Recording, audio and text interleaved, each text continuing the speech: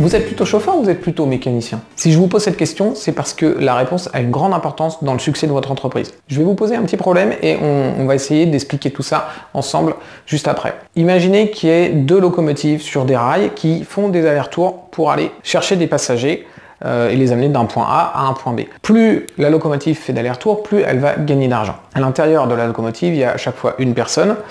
Dans la première locomotive, il y a une personne qui passe toute sa journée à mettre du charbon le plus vite possible pour que la locomotive aille le plus vite possible d'un point A à un point B et donc gagner le plus d'argent possible. Dans la seconde locomotive, il y a également quelqu'un qui met du charbon tous les jours, mais par contre, tous les jours, elle arrête de travailler 1 heure plus tôt. D'après vous, laquelle des deux personnes va gagner le plus d'argent dans une semaine, un mois, un an ou 5 ans? Est-ce que c'est la première personne qui met du charbon le plus vite possible pour que la locomotive aille le plus vite possible, ou est-ce que c'est la deuxième personne qui s'arrête 1 heure plus tôt tous les jours? Eh bien, en fait, la première semaine, ce sera certainement la première personne, celle qui n'arrête jamais de mettre du charbon. Au bout de 15 jours, peut-être aussi, et peut-être même au bout d'un mois. Par contre, au bout de 1 an et au bout de 5 ans, ce sera forcément la deuxième personne.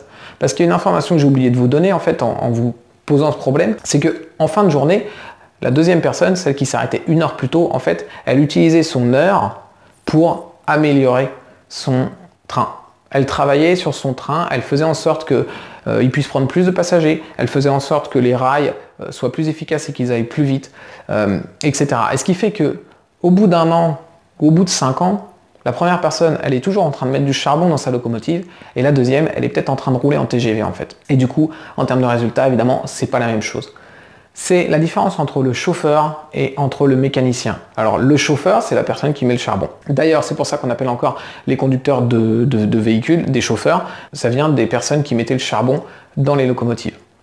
Donc la première personne, c'est le chauffeur. Elle passe son temps à mettre du charbon. Elle essaye juste d'aller le plus vite possible. La deuxième personne, elle optimise sa machine de manière à ce qu'elle soit le plus efficace possible. Pourquoi je vous raconte ça? Parce que vous devez avoir la même démarche que le mécanicien dans votre entreprise. Vous ne devez pas être un chauffeur, vous devez être un mécanicien. C'est-à-dire que vous devez toujours essayer d'améliorer votre entreprise. Faites comme le mécanicien. À la fin de la journée, arrêtez-vous 1 heure plus tôt et demandez-vous qu'est-ce qui marche pas. Qu'est-ce qui dans ma journée m'a fait perdre du temps et franchement, faut pas que je refasse parce que ça me fait perdre trop de temps. Qu'est-ce qui m'a fait perdre du temps cette semaine? Sur quoi je peux travailler pour que ça n'arrive, que je n'ai plus de problème? Qu'est-ce que je peux optimiser pour que ça aille plus vite, que ce soit plus efficace, que ça me rapporte plus d'argent, que ça serve plus de clients, etc. Ça peut être des milliers de choses, ça peut être un problème récurrent que vos clients rencontrent et il faut mettre en place une FAQ pour y répondre. Et comme ça, vos clients pourront aller obtenir leur réponse tout seuls, ils vont gagner du temps et vous aussi. Ça peut être un employé qui fait mal les choses et du coup, il faut le former ou le reformer sur ça pour que justement il s'améliore. Il y a un tas de choses que vous pouvez améliorer, mais si vous ne prenez pas le temps de le faire, eh bien, vous n'allez pas pouvoir avoir votre TGV à la fin. Vous n'allez pas pouvoir avoir une entreprise qui fonctionne bien au final. Ce qu'il faut comprendre, c'est que vous devez admettre de prendre du temps, et ce temps que vous allez prendre, les 1 heure que vous allez prendre par jour, elles vont vous faire perdre de l'argent au début. Peut-être la première semaine, peut-être les 15 premiers jours, peut-être pendant 1 mois, et peut-être même pendant 6 mois. Mais au final, si vous travaillez vraiment à améliorer votre entreprise, si vous travaillez sur votre entreprise et non pas dans votre entreprise, eh bien, vous allez récupérer ce temps.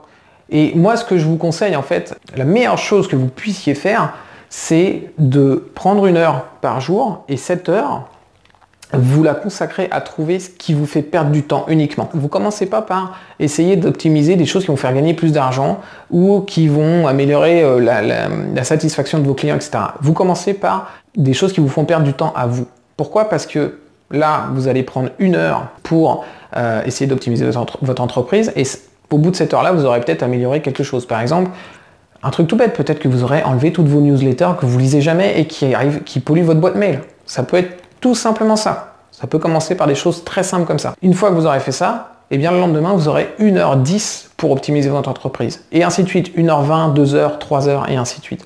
Du coup, eh bien, quand vous aurez beaucoup de temps pour améliorer votre entreprise, vous allez l'améliorer beaucoup plus vite et du coup, elle sera beaucoup plus rentable. Moi, par exemple, je suis arrivé à un stade où j'utilise pratiquement 80% de mon temps à optimiser mon entreprise. Au final, je passe plus que 4 à 5 heures par semaine à mettre du charbon dans ma locomotive. Le reste, ça fonctionne tout seul et à chaque fois que je mets une pelle de charbon, eh bien, c'est 1000 fois plus efficace que au départ lorsque j'avais pas fait d'optimisation sur ma boutique. Donc maintenant, si je ne travaille que 4 à 5 heures sur mon entreprise dans la semaine, eh bien, j'ai mon salaire sans aucun problème. Donc je vous le demande, est-ce que vous voulez continuer à mettre des pelles de charbon dans votre locomotive toute votre vie? Personnellement, ça m'intéresse pas du tout et franchement, optimiser votre entreprise, c'est vraiment la meilleure chose que vous puissiez faire. Donc à la fin de cette vidéo, moi je vous conseille, bloquez-vous 1 heure à la fin de la journée. Et si 1 heure c'est trop compliqué, eh bien bloquez-vous 20 minutes ou dans ce cas, vous rajoutez 1 heure à la fin de votre journée supplémentaire pour essayer de récupérer du temps. Et une fois que vous aurez récupéré du temps, vous n'aurez plus besoin de mettre cette heure-là. Vous pourrez très bien rajouter cette heure-là dans votre temps habituel pour continuer à optimiser. Et comme je vous l'expliquais, vous arriverez peut-être à 2 heures d'optimisation par jour, 3 heures, 4 heures et peut-être à un moment à 80% et voire 100% parce que votre entreprise, elle fonctionnera toute seule et vous ne serez là que pour optimiser les choses. Et c'est vraiment ce que je vous souhaite. Voilà, merci d'avoir regardé cette vidéo. Je vous propose de vous abonner à la chaîne YouTube pour recevoir les prochaines vidéos. Je vais en publier une par jour pendant 30 jours parce que c'est mon défi. 30 vidéos en 30 jours. Donc abonnez-vous et vous pourrez recevoir les prochaines vidéos. Merci et à demain.